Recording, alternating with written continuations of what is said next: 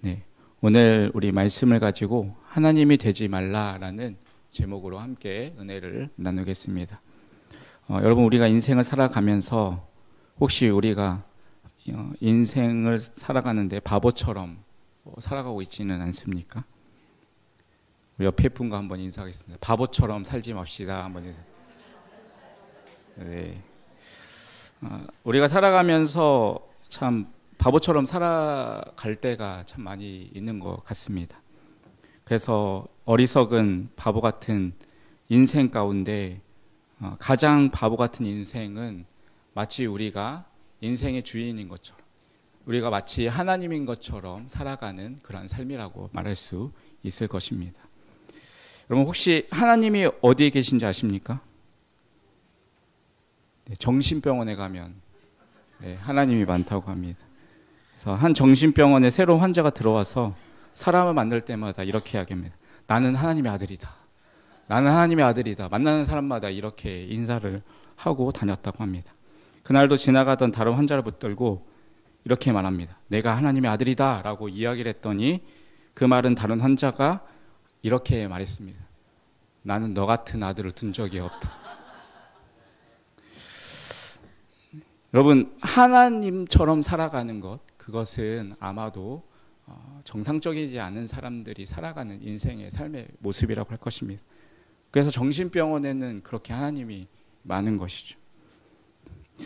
만약 사람이 내가 하나님이다 라고 이야기한다면 그것은 정신이 이상한 사람이거나 아니면 교주일 수도 있을 것입니다.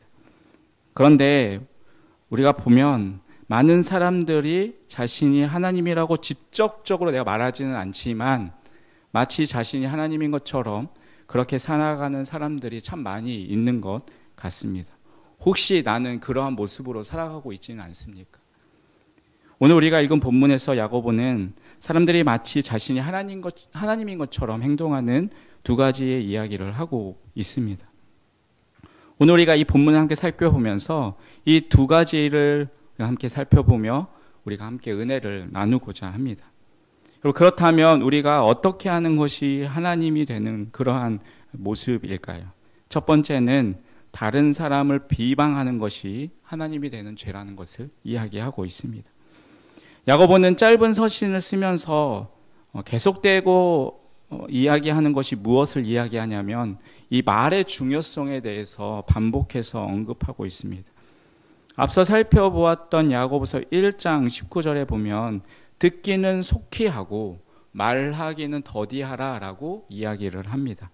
그리고 1장 26절에서는 혀의 재갈을 물리지 않으면 그 사람의 경건은 헛것이다 라고 강조를 합니다. 그러니까 야고보 사도는 무엇보다 우리 인생의 삶 속에서 말하는 것이 얼마나 중요한지를 이야기하고 있습니다.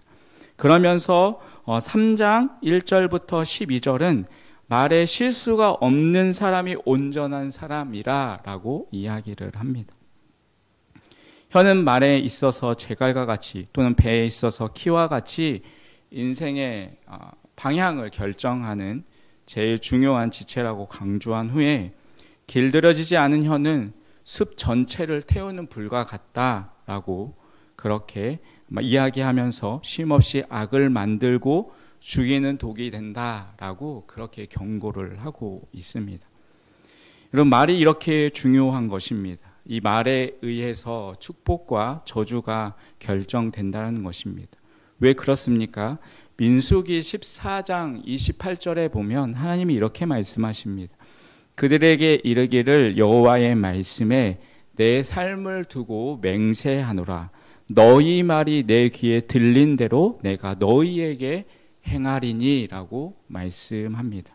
그러니까 우리가 말하는 것을 하나님께서 들으시고 그 하나님은 들으신 대로 행하시겠다라고 말씀을 하십니다. 여러분, 그렇기 때문에 우리가 하는 말이 하나님이 듣고 계시기 때문에 우리 그리스도인이 하는 말은 달라야 하는 것입니다. 그러니까 우리는 무엇보다 신앙적으로 말을 해야 합니다. 믿음의 말을 해야 하고 덕이 되는 말을 해야 하는 것이고 겸손하게 말을 해야 하는 것입니다. 사랑하는 성도 여러분, 믿음의 말을 하시기를 주님의 이름으로 축복드리겠습니다. 옆에 분과 인사하겠습니다. 믿음의 말을 합시다. 네, 사람을 죽이는 말이 아니라 믿음의 말을 할 수 있는, 그래서 다른 사람들을 살릴 수 있는 그러한 말을 하시기를 간절히 바라겠습니다. 잠언서 18장 21절 이렇게 말씀합니다. 죽고 사는 것이 혀의 권세에 달렸나니 혀를 쓰기 좋아하는 자는 그 열매를 맺으리라. 또 잠언서 11장 11절 이렇게 말씀합니다. 성읍은 정직한 자의 축원으로 인하여 진흥하고 악한 자의 입을 인하여 무너지느니라. 이 말의 중요성에 대해서 거듭거듭 강조하고 있습니다. 이렇게 우리가 말의 능력을 통해서 축복의 말을 해야 하는데, 믿음의 말을 해야 하는데, 우리 그리스도인이 하지 말아야 할 말이 있습니다. 오늘 본문 11절의 말씀인데요. 우리 11절 말씀을 같이 한번 읽도록 하겠습니다. 같이 읽겠습니다. 시작. 형제들아, 형제를 비방하는 자나 형제를 판단하는 자는 곧 율법을 비방하고 율법을 판단하는 것이라. 내가 만일 율법을 판단하면 율법의 준행자가 아니요 재판관이로다. 아멘. 여기서 말하는 것이 무엇입니까? 바로 비방하지 말고 판단하지 말라라고 이야기합니다. 비방이 무엇이냐면 헬라어로 카탈랄레이테라는 그런 단어인데, 이 뜻은 그러니까 작은 그룹을 만들어서 한쪽 구석에서 그 자리에 없는 사람을 폄하하기 위해서 믿을 만한 소문을 수근거리도록 만드는 것입니다. 어떤 뜻인지 아시겠죠? 네, 그러니까 없는 사람의 이야기를 하는데 그 사람의 없는 사람의 없던 이야기들을 만들어서 그 사람을 이야기하는 것, 수근거리는 것, 그것이 바로 비방이라는 것입니다. 판단은 무엇이냐면 그 헬라의 뜻으로 법에 의해서 옳고 그름을 재판하는 것을 말합니다. 그러니까 재판장이 되어서 심판하는 것을 말합니다. 그러니까 하나님은 그러한 비방, 그리고 다른 사람들은 어떠한 내가 재판장이 되어서 판단하는 그러한 판단을 하지 말라는 것입니다. 왜 우리가 비방하지 말고 판단하지 말아야 합니까? 11절 하반절에 보면 내가 만일 율법을 판단하면 율법의 준행자가 아니요 재판관이로다라고 말합니다. 그러니까 우리는 율법을 행한 준행자이지 우리가 어떤 것을 재판하는 재판장이 아니라는 것입니다. 그러면 재판관이 누구입니까? 이어진 12절의 말씀인데요. 12절 말씀을 같이 한번 읽겠습니다. 시작. 입법자와 재판관은 오직 한 분이시니 능히 구원하기도 하시며 멸하기도 하시느니라. 너는 누구에게 이웃을 판단하느냐. 아멘. 여러분, 입법자와 재판관은 오직 한 분이십니다. 누구십니까? 바로 하나님이십니다. 그런데 너희가 무엇이라고 너의 이웃을 비방하고 네의 이웃을 판단하냐라는 것입니다. 그래서 다른 사람을 비방하고 판단하는 것은 하나님이 되는 죄를 범하는 것입니다. 마태복음 7장 3절에 보면 이 비판에 대해서 교훈하시면서 어찌하여 형제의 눈 속에 있는 티는 보고 내 눈 속에 있는 들보는 깨닫지 못하느냐라고 그렇게 말씀하십니다. 형제의 눈에는 티가 있고 자기의 눈에는 들보가 있는데 어떻게 그것을 모르고 형제에 보이는 그 티를 가지고 무엇이라고 비방하고 있느냐라고 이야기하고 있습니다. 그러면서 마태복음 7장은 우리가 비판하지 말아야 할 것에 대해서 더 교훈을 하고 있습니다. 마태복음 7장 1절에서 2절 말씀인데요. 우리 같이 한번 찾아서 보도록 하겠습니다. 마태복음 7장 1절과 2절 말씀입니다. 제 성경은 신약성경 구면에 전후에 있습니다. 마태복음 7장 1절, 2절 말씀을 우리 같이 한번 읽도록 하겠습니다. 같이 읽겠습니다. 시작. 비판을 받지 아니하거든 비판하지 말라. 너희가 비판으로 너희가 비판을 받을 것이요 너희가 헤아리는 헤아림으로 너희가 헤아림을 받을 것이라. 아멘. 그러니까 여기서 계속 이야기하는 것은 너희가 비판하게 되면 항상 그 비판을 낳게 되어 있다는 것입니다. 그렇기 때문에 우리는 비판해서는 안 되는 것입니다. 어느 집사님이 고3, 고1, 중3 딸을 키우는데 하루를 돌아보면 일과가 항상 이 딸들과 싸우는 그러한 일에 매일 지쳐 있었습니다. 어떤 때는 아이들 깨울 생각만 해도 지친다고 합니다. 아침에 학교 가야 하니까 집사님은 더 아침에 일찍 일어나서 바쁘게 식사를 준비합니다. 그래서 이제 시간이 되어서 아이들을 깨우는데 애들이 일어날까요, 안 일어날까요? 네. 깨우는 것이 늘 전쟁인 것입니다. 조금만 더 자겠다고 몸을 비틀면서 일어나지 않는 그 딸들을 보면서 계속 이제 속에 우라통이 터지는 거죠. 네. 그러면서 소리를 지르고 다툼이 일어나는 것입니다.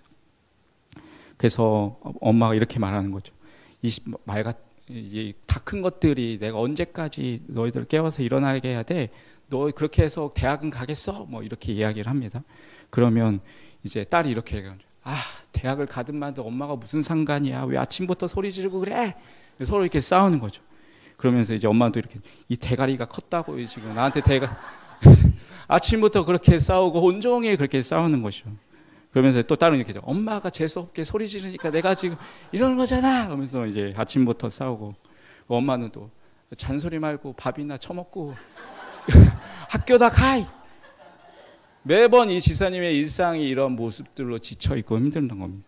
여러분, 이러한 것은 비판적인 접근입니다. 깨웠는데 안 일어나는 것은 엄마 입장으로 봤을 때는 분명히 잘못하고 있는 것이죠. 그런데 그것을 처리할 때 엄마가 분명히 그것이 잘못된 것이지만 그것을 비판적으로 접근하게 되면 아이들도 그 비판적인 엄마에게 또 비판적으로 대할 수밖에 없다는 것입니다. 여러분, 이러한 비판적인 접근은 대안도 없고 사랑도 없고 해결하지도 못하면서 계속 그 못하는 것에만 꼬집어서 문제를 제기하기 때문에 그것을 더 복잡하게 만들고 또 그것을 문제를 해결하는 것이 아니라 또 다른 비판을 낳게 되는 것이죠. 그러니까 엄마가 비판적으로 이야기하니까 딸도 비판적으로 이야기하고 또 그렇다고 비판적으로 이야기하다 보니까 계속해서 그게 악순환이 되고 싸움만 더 커지게 되고 감정의 골이 더 깊어지게 되는 것입니다.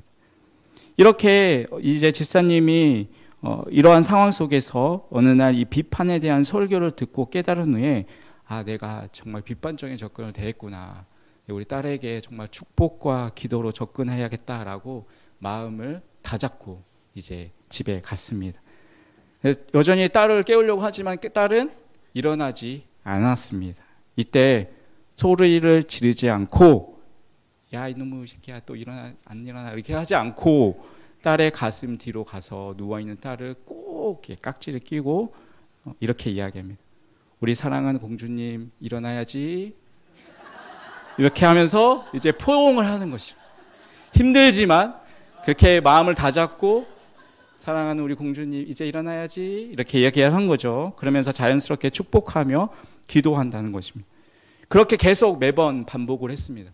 그런데 집사님이 깜짝 놀랐습니다. 어느 때부터인지 이 딸들이 깨우지도 않았는데 자동적으로 일어나라는 것입니다.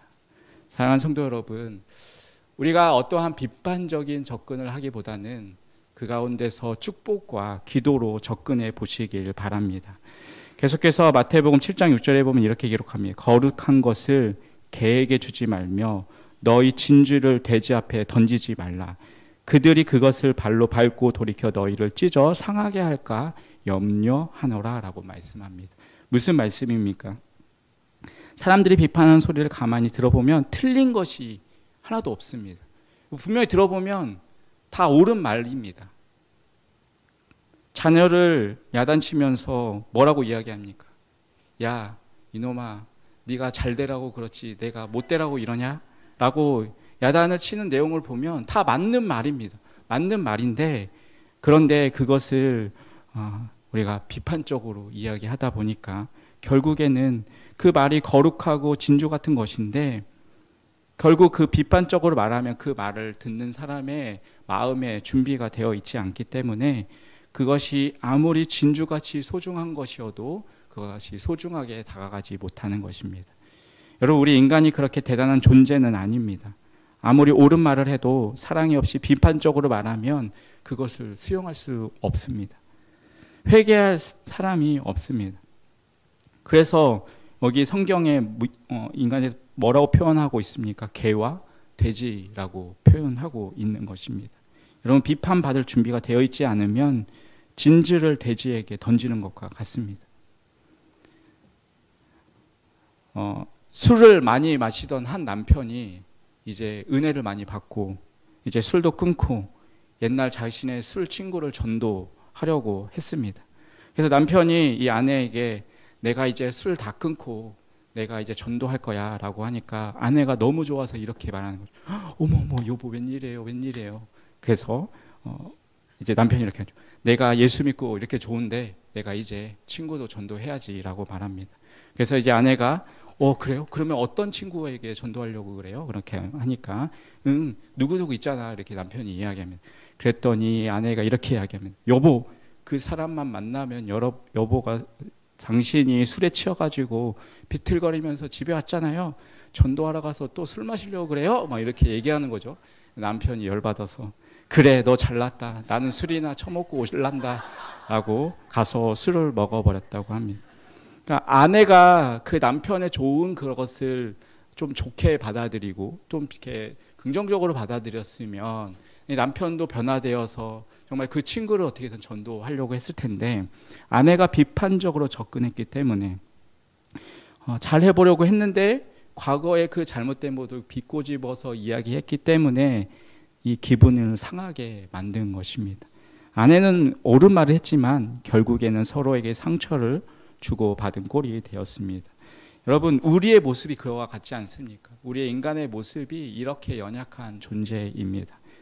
여러분, 비판을 수용하고 고치는 사람이 쉽지는 않습니다. 고치기보다는 오히려 상처를 받고 상대에게 상처를 주는 것입니다. 그래서 마태복음 7장 7절에서 11절까지 말씀해 보면 비판하지 말고 너희가 기도할 것을 말하고 있는 것입니다. 그 사람을 위해서 축복하며 기도할 때 그 사람이 변하는 것입니다. 그러면서 하시는 말씀이 마태복음 7장 12절입니다. 그러므로 무엇이든지 남에게 대접을 받고자 하는 대로 너희도 남을 대접하라. 이것이 율법이요 선지자지냐라고 말씀합니다. 사랑하는 성도 여러분, 비판하지 마십시오. 여러분, 하나님이 되는 죄이며 동시에 사람에게 상처만 남길 뿐입니다. 우리가 대접을 받고 싶은 대로 남을 대접하시길 바라겠습니다. 사랑하는 성도 여러분, 우리는 의의 사도가 되어 비판하는 사람이 되어서는 안 됩니다. 여러분, 비판하는 사람들만 있으면 그 공동체는 지옥이 되는 것입니다. 평화의 사도가 있어야 하는 것입니다. 우리가 그러한 평화의 사도가 되시길 주님의 이름으로 간절히 축원드리겠습니다. 옆에 분과 인사하겠습니다. 평화의 사도가 됩시다. 다시 한번 평화의 사도가 됩시다. 사랑하는 성도 꼭 부탁드리겠습니다. 우리 공동체를 힘들게 하고 공동체를 무너뜨리는 그러한 의의 사도가 아니라 비판의 사도가 아니라 정말 그 공동체를 세워주고 사랑으로 품을 수 있는 평화의 사도가 되시기를 주님의 이름으로 간절히 축원드리겠습니다. 두 번째로 우리가 어떻게 하는 것이 하나님이 되는 그러한 저의 모습일까요? 그것은 바로 자기 인생의 주인이 되는 것이 하나님이 되는 죄인 것입니다.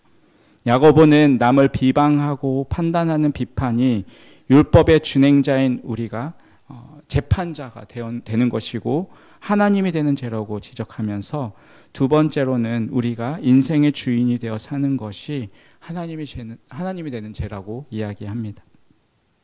오늘 본문의 16절에 이렇게 말씀하고 있습니다. 16절 말씀 같이 한번 읽겠습니다. 시작. 이제도 너희가 그러한 자랑은 다 악한 것이라. 아멘.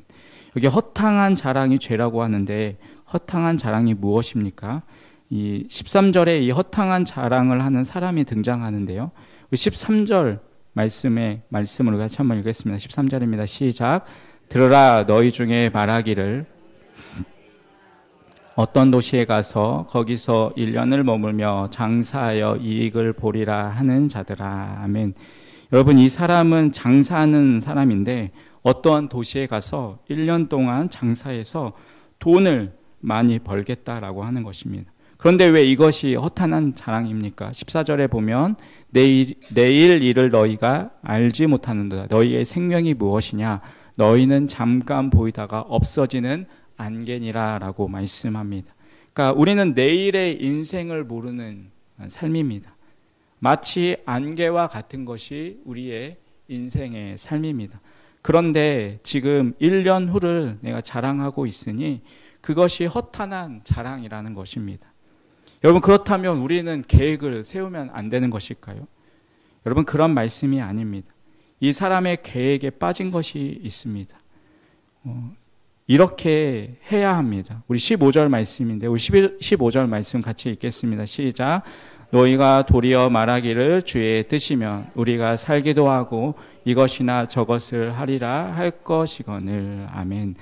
말하고 있는 것이 무엇입니까? 이게 주의 뜻이면 우리가 1년 동안 장사를 하고 주의 뜻이면 우리가 이익을 얻을 수 있다라고 할 수 있어야 하는 것입니다. 그러니까 내 인생의 주인은 내가 아니라 하나님이시기 때문에 하나님이 허락하셔야 우리가 장사를 하고 이익도 얻는 것인데, 마치 자기가 자기의 인생을 마음대로 주관할 수 있는 것처럼 큰 소리를 치고 있으니 허탄한 자랑이고 내가 하나님이 되겠다라는 것입니다. 바로 이것이 어리석은 사람이고 바로 이것이 죄인 것입니다.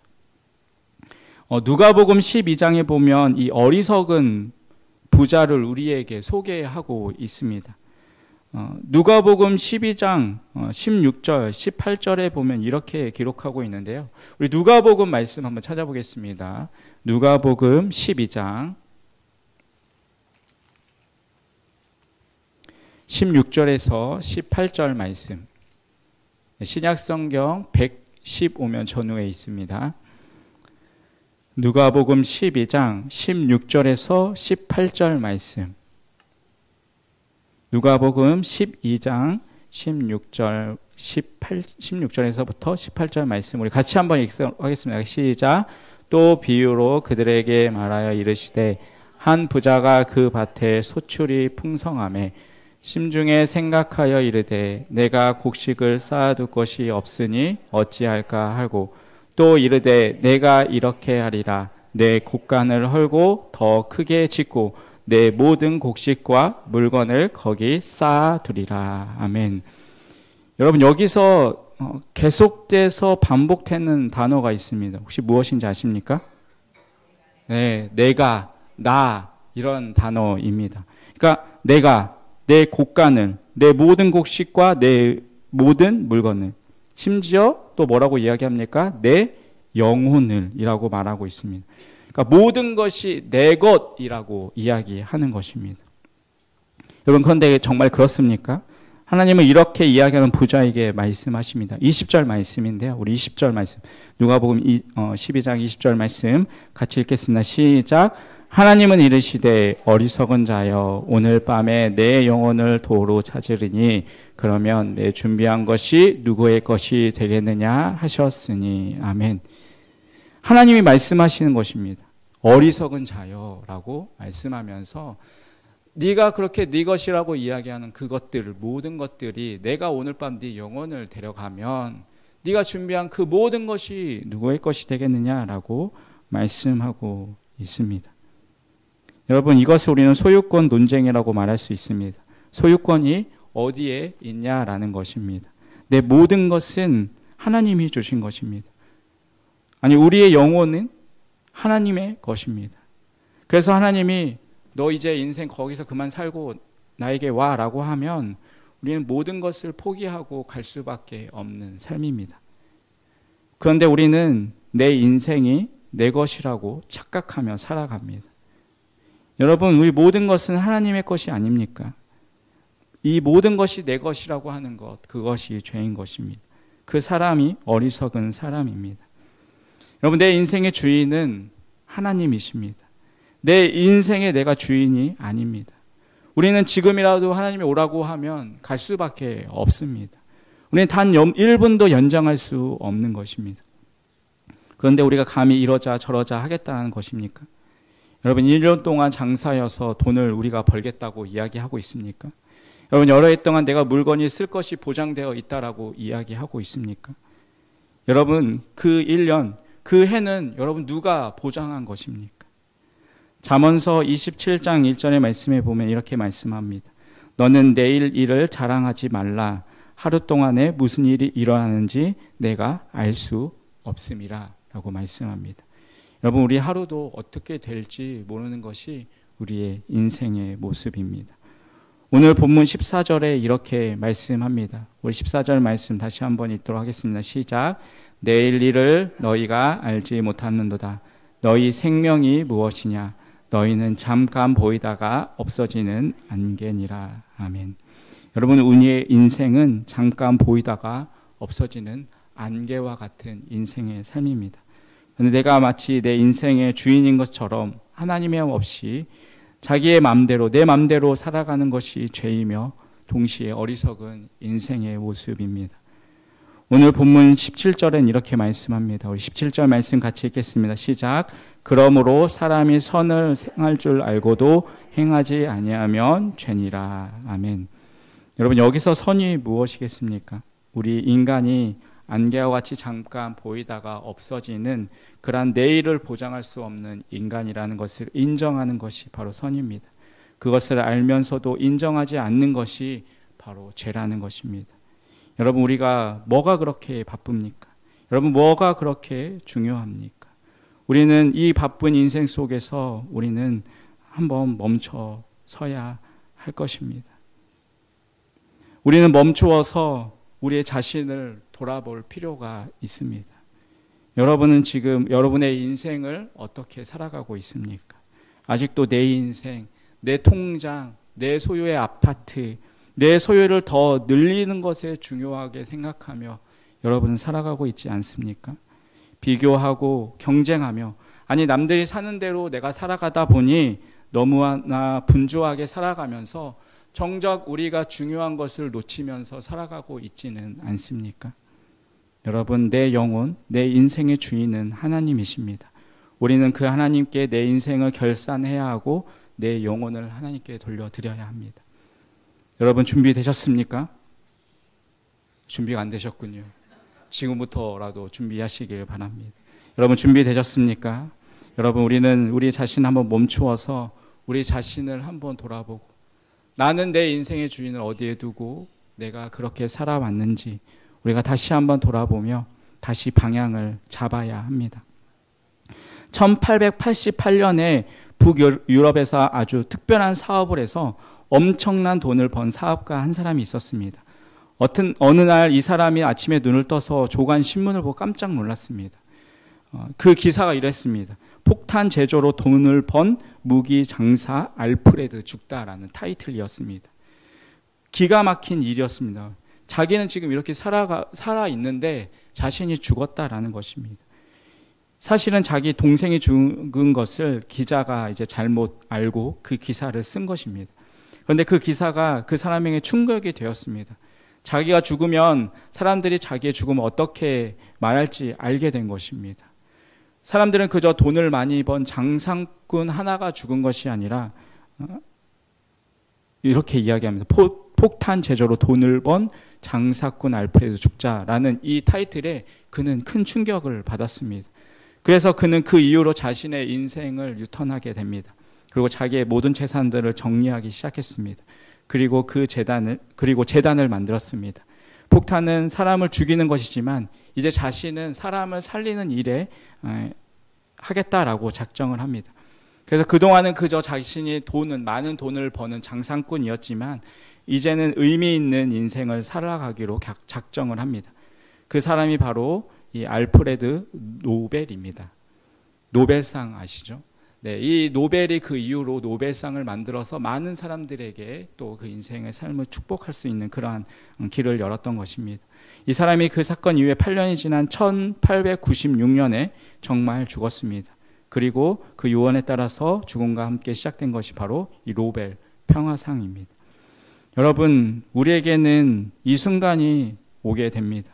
오늘 말씀은 내일 일을 너희가 알지 못하는도다. 너희 생명이 무엇이냐? 너희는 잠깐 보이다가 없어지는 안개라고 말씀하고 있습니다. 또 하나님은 그 어리석은 부자에게 오늘 밤 내 영혼을 도로 찾아가리니 그러면 내 예비한 것이 누구의 것이 되겠느냐라고 물으셨습니다. 여러분, 만약 하나님께서 오늘 밤 여러분을 데리고 가신다면, 오늘 밤 여러분이 하나님 앞에 서게 된다면 여러분은 준비되셨습니까? 여러분, 하나님이 우리의 인생의 주인입니다. 오늘이 여러분의 마지막일 수 있다는 것을 기억하며 우리 모두가 주님 앞에 우리의 인생을 의탁하고 무엇보다 주님이 기뻐하시는 인생을 살아갈 수 있는 우리의 삶이 되시기를 주님의 이름으로 간절히 축원드리겠습니다. 기도하겠습니다. 하나님 아버지, 인생의 주인이 내가 되지 않게 하여 주시옵소서. 우리의 주인 되신 하나님만을 온전히 바라보며 하나님이 기뻐하시는 삶을 살아가는 우리의 모습이 되게 하여 주시옵소서. 예수님의 이름으로 기도합니다. 아멘.